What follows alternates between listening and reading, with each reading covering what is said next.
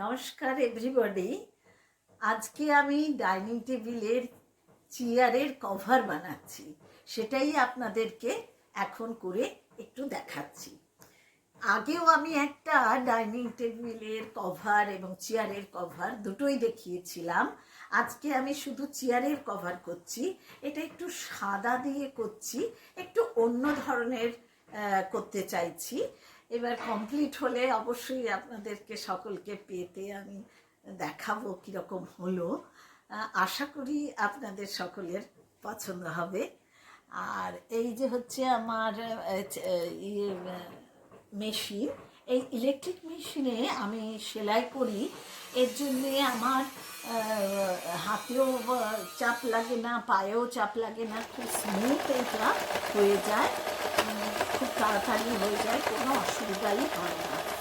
এই মেশিনটা আছে বলেই আমি যে সেলাই ভালোবাসি এবং অনেক সেলাই করতে পারি। আমার যেগুলো শখ আমি সেগুলো সেলাই করে